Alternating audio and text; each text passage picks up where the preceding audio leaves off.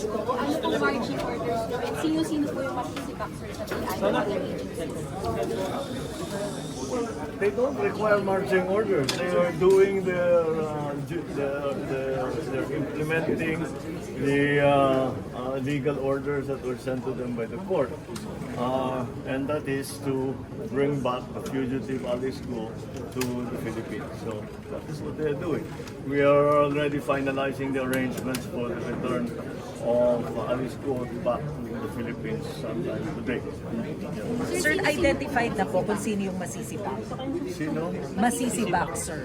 Oh, you'll find out soon enough. Sir, may number na ba tayo? Personnel po yun. Ilan po yung masisibak, sir?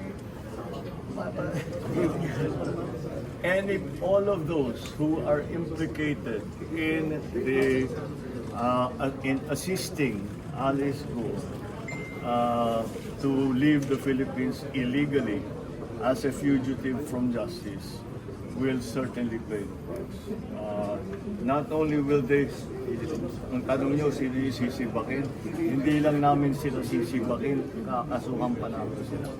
Dahil ang kanilang ginawa ay labag sa batas at against all of the interests of the Philippine judicial system. Okay?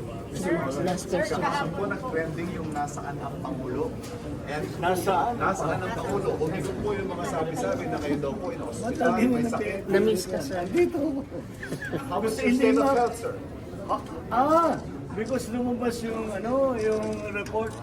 Yan ang kailangan ninyong tignan. Do I look sick? Yan ang kailangan natin bantayan. Mga fake news na ganyan. Huwag kayong naniniwala unless it comes from a credible source. Tama, ang dami kong kaibigan tumawag sa akin, okay ka ba? Okay ka ba? Wala, kalukukod lang yan. You were in the palace sa bahay niyo kahapon, sir. I was in the most of the day, yes. I had a meeting in the morning. I had a command conference with some of our commanders. And I spent the rest of the day reading my briefs and doing paperwork. Nagulat lang ako when they said that there was a medical emergency. Medical emergency. Sir, which is why we are asking you directly. It's totally and completely fake. I do not even have a cold. I do not have anything wrong with me. I'm fine. Okay, sir. Thank you for your concern. Thank you, sir. Salamat, sir. Salamat, sir.